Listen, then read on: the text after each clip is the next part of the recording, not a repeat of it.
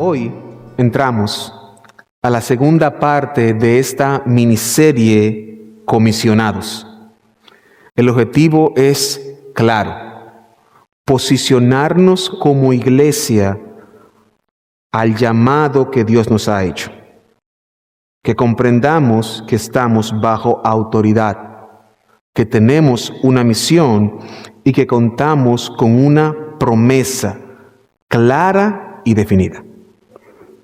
En la primera entrega vimos el fundamento de todo. Jesús recibió toda la autoridad. Una autoridad que es única, exclusiva y que vino conectada con la resurrección. También vimos que esa autoridad no solamente le fue dada a Dios, a Jesús de manera limitada a la tierra y el cielo, sino el símbolo de cielo y tierra tiene que ver con la totalidad, con lo absoluto. Y este concepto de cielo y tierra se conecta por lo general al Dios creador, que es el originador de todas las cosas. Por lo tanto, la autoridad de Jesús cubre cada centímetro conocido como desconocido. Jesús recibió la autoridad de todo lo que existe que podemos ver y de todo lo que existe que no podemos ver. Y esta realidad nos deja dos premisas importantes. La primera, o dos aplicaciones prácticas, es que la primera es que Jesús tarde o temprano recibirá toda la gloria. Ahora o después. Toda la gloria. ¿Por qué? Porque toda rodilla se va a doblar y toda lengua va a confesar que Él es el Señor. Lo quieran o no lo quieran. Pero número dos, la autoridad de Jesús nos somete como iglesia a una misión clara y precisa, sencilla: dar a conocer a Cristo hasta que todas las rodillas se doblen. Esa es nuestra misión, así que tiene un tiempo limitado. ¿Cuándo será eso? Cuando todas rodillas se doblen, usted no va a tener que predicar nunca más.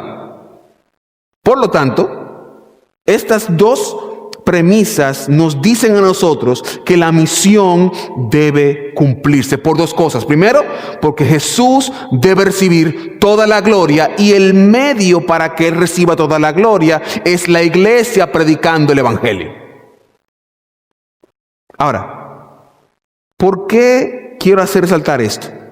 Porque mientras hacía esto pensaba en que cuando yo era niño, hace un tiempo atrás, no me calcule muchas cosas, como todo niño quería ser astronauta, médico y cantante. Incluso quise ser Batman, pero como que no tenía mucho dinero para ser Batman. Pero algo que yo seguro estaba claro que no quería ser era militar. Yo no quería ser soldado. No sé cómo es aquí, pero en mi país, entrar a la milicia sin una conexión arriba, sin un general que te ayude, es lo peor que te puede pasar. Porque la gente pasa trabajo como usted no se imagina. En mi país, ustedes no, ustedes son países maravillosos. En el de nosotros, empezar un guardia raso, que es la parte más baja de la milicia, eso es una prueba de fe. Pero en otras cosas, la razón por la cual uno pasa tanto trabajo es porque en el sistema militar la autoridad es determinante. De hecho, parte del entrenamiento militar implica aprender a obedecer. Y el espacio para decir no es muy pequeño. Y solamente se limita a si es legal o si es ilegal. Es decir, un militar solamente puede decir que no cuando es algo ilegal. Si es legal, el militar tiene que obedecer. Lo que significa entonces que ser militar es rendir la voluntad. Y en el mundo de la fe pasa exactamente lo mismo. Pero ¿por qué eso es importante? Porque en la milicia, si se rompe la cadena de mando, todo el sistema colapsa. Imagine que el general ordene avanzar y 2 o 3 digan, no, yo no voy a avanzar. Y esos 2 o 3 convencen a 5 o 6. Y el pelotón se ha convencido. Si eso pasa, se cae todo el sistema. Por lo tanto, el soldado o el militar tiene que obedecer. Pero hay algo clave. Si el militar decide no obedecer y el general manda órdenes, colapsa el sistema. Y esto es importante, porque la batalla se gana en el terreno. Es cierto que hay procesos diplomáticos para resolver problemas geopolíticos, pero cuando llega el momento, la hora cero, la guerra se define en el campo de batalla. Y nosotros, al igual que una guerra geopolítica, tenemos una guerra espiritual. Y somos los soldados y militares que militamos en el ejército de Jesucristo. Por lo tanto, nuestros cuerpos deben estar en el campo de batalla. Para eso, yo quiero que veamos en este texto 2 movimientos dentro del texto. Primero veremos la orden de ir y hacer discípulos en la primera parte del verso 19. Y la segunda parte veremos el alcance de esta misión. Y la idea que quiero que queden en sus mentes y corazones, hermanos, es que porque Cristo tiene la autoridad, su iglesia está llamada a movilizarse y a ser discípulos de todas las personas, invirtiendo tiempo en ellas hasta que toda rodilla se doble ante Él. Le invito a que nos pongamos en las manos del Señor. Padre amado y Dios todopoderoso, a pesar de mí, a pesar de mis faltas, edifica a tu iglesia, oh Señor, para tu gloria y para tu honra, en el nombre de Jesús. Amén. Vaya conmigo, por favor. Mateo capítulo 28, verso 19.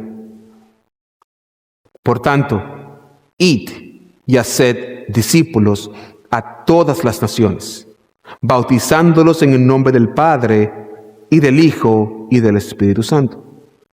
Lo primero que tenemos que ver es la relevancia que tiene el conector por lo tanto o por tanto. Dentro del contexto del texto, por tanto es una consecuencia. Es un conector que relaciona lo que se habló antes con lo que estoy hablando ahora. En este caso en particular, por tanto, conecta con los 2 verbos utilizados en la oración, id y haced. Y lo que hace es darle fuerza a este enunciado. En otras palabras, la autoridad que le fue dada a Cristo. Es decir, por tanto, lo que hace es que explica la autoridad que le fue dada a Cristo. Estos 2 verbos están en lo que se conoce como el modo imperativo o modo de orden. Esto quiere decir que lo que se dice aquí no se cuestiona. Y lo que dice Jesús es: yo tengo la autoridad absoluta y por eso les ordeno a que vayan y hagan discípulos. Y eso es importante, hermanos, porque quien está hablando no es cualquier persona. Es aquel que recibió toda la autoridad en el cielo y en la tierra. En ese sentido, la gran comisión tiene una misión clara. Y es salir y hacer discípulos. Esto no es opcional. Esto no es si a mí me gusta. Esto es obligatorio porque toda autoridad le fue dada a Jesús. Así que en cada uno de nosotros debe haber un deseo ferviente de hacer discípulos. En nuestras culturas, y máxime aquí en Estados Unidos, la cultura del individualismo reina.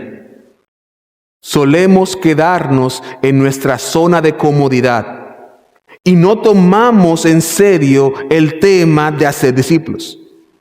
Y pueden pasar años sin que siquiera compartamos el evangelio a otras personas.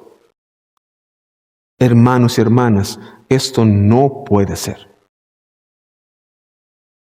Esto no debe ser. Nuestro llamado principal no es cambiar la sociedad. Nuestro llamado principal no es ser grandes empresarios, ni ser presidentes. Nuestro llamado principal es ir y hacer discípulos. Es cierto que Dios nos ha dado talentos y dones que nos permiten hacer estas cosas, como el tema de la empresario o empresaria, presidente o no presidente. Dios nos da esto y qué bueno, pero esa no es nuestra prioridad. Nuestra prioridad, nuestro objetivo de vida, tan pronto vinimos a Cristo, no es ser lo más grande, sino ser quien haga discípulos. Es decir, mi prioridad debe cambiar de yo hacer dinero a hacer discípulos. De yo convertirme en Josías Ortiz González no sé qué, a ser Josías Ortiz González, creador o máquina de hacer discípulo. ¿Por qué? Porque toda autoridad le ha sido dada a Jesús en el cielo y en la tierra. Y Él nos ordena salir y hacer discípulos. Entonces hay dos verbos importantes aquí, que es id y haced. Empecemos con el id. Como les mencioné anteriormente, esos verbos están en modo imperativo, son una orden. ¿Y qué quiere decir? Que el primero, id, implica movimiento. Otras palabras, el evangelio es dinámico, no es estático. Y cuando vemos a Cristo y su modelo de predicación, vemos que Él se mantenía constantemente en movimiento. De hecho, si partiéramos solamente de la movilidad de Jesús y el espacio que recorría, Jesús pudo haber sido una persona muy atlética.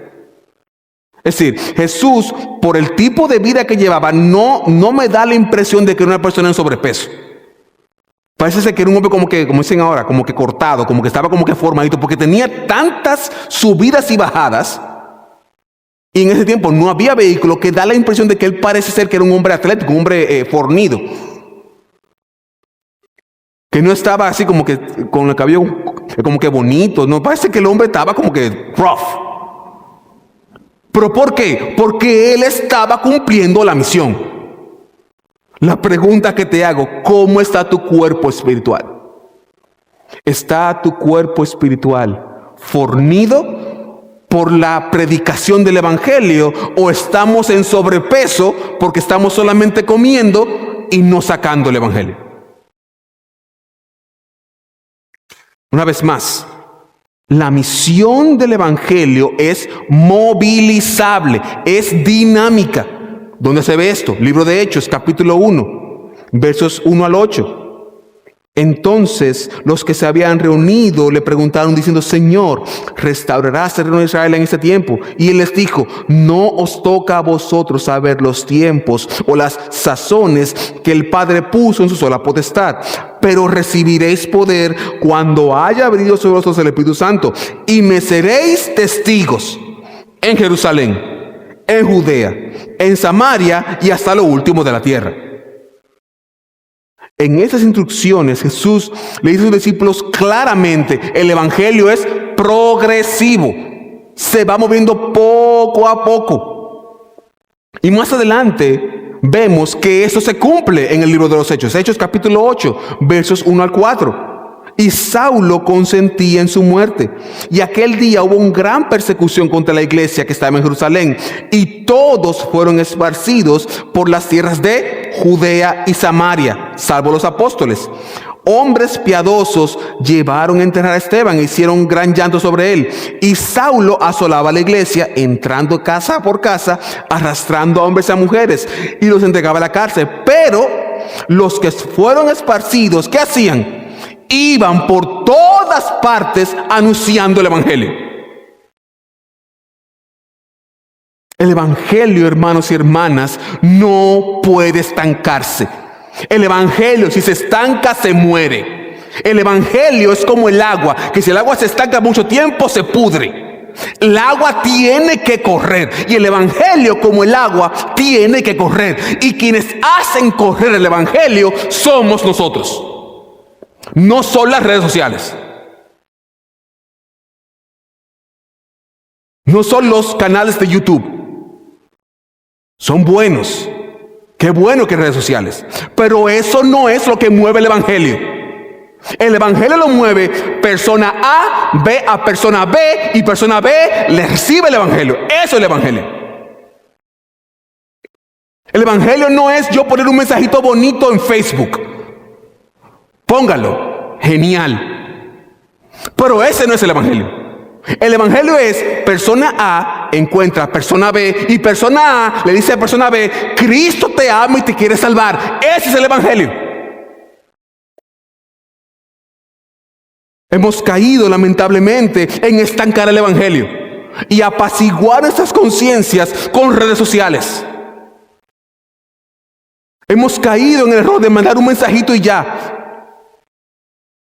Hubo un tiempo donde no había redes sociales, donde uno tiene solamente correo electrónico, y yo me inventé, yo he visto eso de otra gente, de enviar devocionales a todos mis compañeros de trabajo.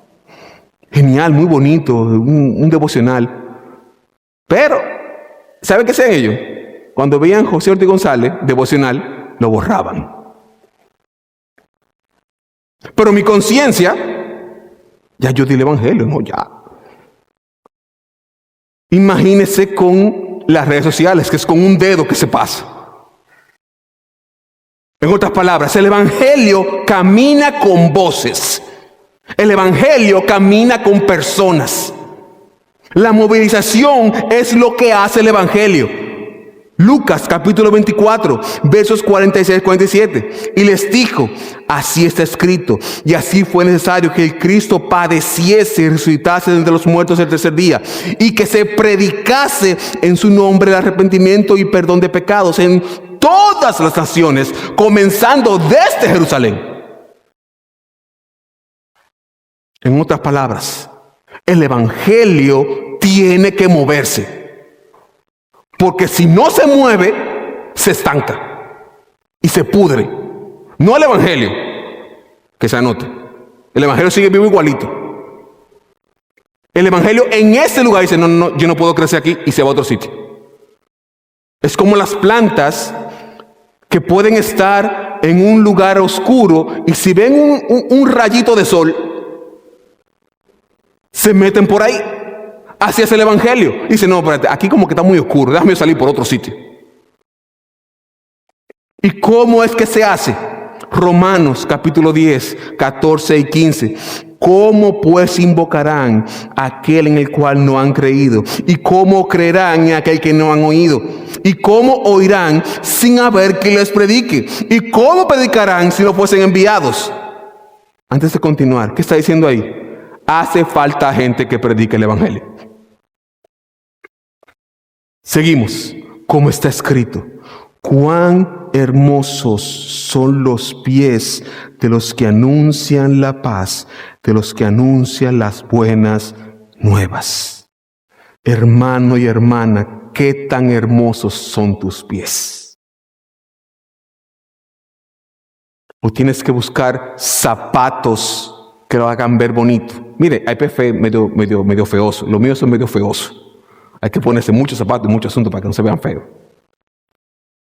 Pero en Cristo, nuestros pies, aún los míos, cuando predicamos el evangelio, se vuelven hermosos. No por mí, sino porque estoy llevando la verdad del evangelio. Hermanos y hermanas, tenemos que ser testigos con pies hermosos. ¿Son tus pies hermosos? El segundo verbo que vemos es haced. Y cuando lo vemos en el contexto nos indica que el mandamiento principal dentro de la estructura de la oración es haced. Lo que significa que lo principal, más que ir, es hacer. Evidentemente, no estamos importantizando las categorías. Todas son importantes, pero de todas, nuestra misión no es solamente ir y predicar. Es ir, predicar y hacer. Una de las parábolas más famosas que existe de Jesús es la del sembrador, descrita en Mateo capítulo 13. Y Jesús explica cómo hay diferentes terrenos y la palabra va, pero no todas fructifican. Y Cristo explica más adelante que esos son diferentes tipos de personas o corazones. Y la idea que debemos tomar de esto es que la gran comisión, aunque se predique, no siempre va a dar frutos en el terreno que la pongamos. En otras palabras, predicarle a la persona A no quiere decir que esa persona se va a predicar. No significa que esa persona se va a convertir. Porque no sabemos qué tipo de terreno es esa persona en nuestro mundo de la gran comisión. Sin embargo, nuestra misión no es identificar terrenos. Nuestra misión es esparcir el evangelio. Nuestra misión es cuando pongamos el evangelio y veamos plantas, demos frutos. Que cultivemos esta plantita, porque una plantita sola se muere. Recuerdo que una vez le compré a mi esposa una orquídea, creo que se llama, esta que tienen como que bonita, que tienen como que un palito. Ay, hermano. Quedó el palito. Porque murió. Luego tenía, antes de tener a Ámbar y a Coral, tuvimos un bonsai. Muy bonito. Y yo un día, por ponerme, dije, hasta inventando, corté el bonsai. Ay, hermano. El bonsai fue un gran compañero de vida, pero ya. ¿Por qué? Porque no teníamos ni idea de cómo se cubre, cómo se cuida un bonsai. Y así mismo pasa en el evangelio. Hermanos y hermanas, tenemos el privilegio no solamente de regar las semillas, sino de cultivar el fruto, hermanos. Esta plantita que nació en esa persona cuando vino a Cristo, tenemos la responsabilidad de cultivarlo. Y el cultivo es el discipulado. ¿Y cómo se ve esto? En dos etapas particulares. Primero, el bautismo, que es el compromiso. Y dos, enseñándoles a que guarden todas las cosas, que es lo mismo que modelarles a Cristo. En otras palabras, discipular no es un acto masivo, es un acto personal. Es individual, donde yo como discípulo de Cristo intervengo o invierto en la vida de esa persona para que sea como Cristo. Hacer discípulos implica hacer seguidores de Jesús. Y cuando vemos el modelo de Jesús, Él lo que hizo fue conformó 12 apóstoles. De hecho, si midiéramos a Jesús por los parámetros actuales, Jesús fue el peor plantador de iglesia. Porque en 3 años no pasó de 12 gente. Imagínese usted. Déjeme decirle que en el mundo de la SBC hay unos fondos para plantación de iglesias. Esos fondos, como son tantas iglesias que se están plantando, son limitados. Y usted le van a dar, si usted planta una iglesia, 2 años y medio más o menos de fondo. Después de ahí, si hubiese sido Jesús, se lo cortan los fondos. Jesús se queda, porque no pasó de 12, pobre. Entonces, hermanos y hermanas, Jesús, si lo vemos desde la perspectiva de nosotros, del mundo de ahora del éxito, Jesús fue un fracasado. 12 personas. Y después que muere, que ven un milagro grandísimo de resurrección, 120 personas. Es decir, que en los parámetros humanos Jesús fracasó. Tomando en consideración de que tuvo una multitud de 5,000 personas. Y lo hubiesen dicho aquí, tú tuviste 5,000 personas y no retuviste ni siquiera 1,000. No, Jesús, usted no puede recibir los fondos. Fuera de ahí. Piénselo. Tener 5,000 personas disponibles y tú no recibiste 12 de 5,000. Pero, ¿y qué fue lo que tú le dijiste? Sin embargo, estos 12, aleluya, estos 12 revolucionaron el mundo. Fueron 12 apóstoles que se multiplicaron. Fueron 12 que lograron revertir y poner un imperio en contra de ellos. 12 que se convirtieron en una tarde, 12 a 120 a 3,000. ¿Se ve la progresión? 12, 120, 3,000, 5,000 más adelante, y de ahí Douglasville 2026. 12 hombres que estaban discipulados, 12 hombres en los cuales Jesús invirtió 3 años de su vida, con el cabezón de Pedro. Pedro, hermano, Pedro, hermano, el que tuvo la genialidad de hacer 3 ramadas para Jesús, Elías y Moisés. Vamos a hacer 3 ramadas y quedarnos aquí. El genial de Pedro que dijo a Jesús, Jesús, no vaya a morir. Ese Pedro que Jesús lo reprendió, dijo, apártate de mí, Satanás. 3 años de Pedro, hermano, 3 años de Pedro. Pedro, gracias por... Mira, allá hay otra iglesia más bonita. Mira, allá te van a recibir bien. 3 años de Pedro. Por si fuera Pedro, Felipe, Juan. 12 cabezones, hermano. No eran geniales. 12 cabezones. El punto es que usted uno es igual. Y yo también soy un igual. Mire, mi hermano, ore por Eileen, por favor. La pobre tiene que aguantar este asunto. ¿Se imagina usted Jesús rindiéndose ante las ineptitudes de Pedro? ¿Se imagina Jesús diciendo, Pedro, no te aguanto? Si pasa eso, no pasa Pentecostés.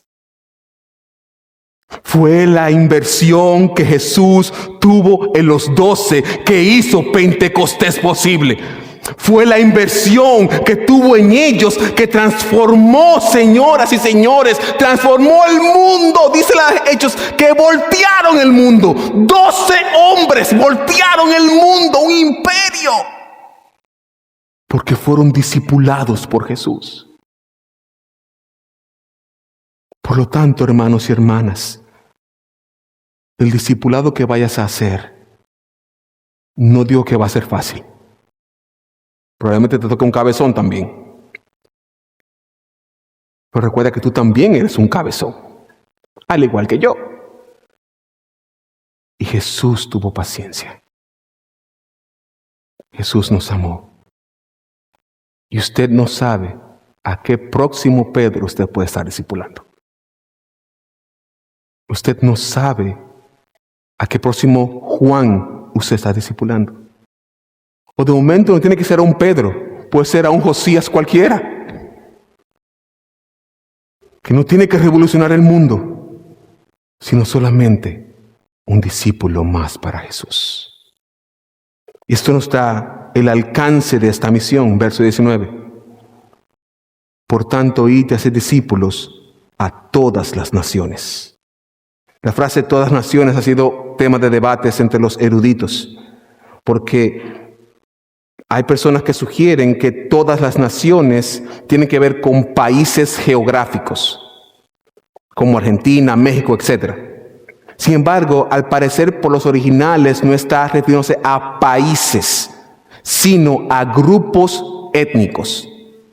¿Qué es un grupo étnico? De acuerdo con Lusana, grupo étnico es un grupo significativo de individuos que se percibe a sí mismo como que tiene una afinidad en común unos con otros porque comparten un lenguaje, religión, etnicidad, residencia, ocupación, casta o clase, situación o etcétera. En otras palabras, son grupos.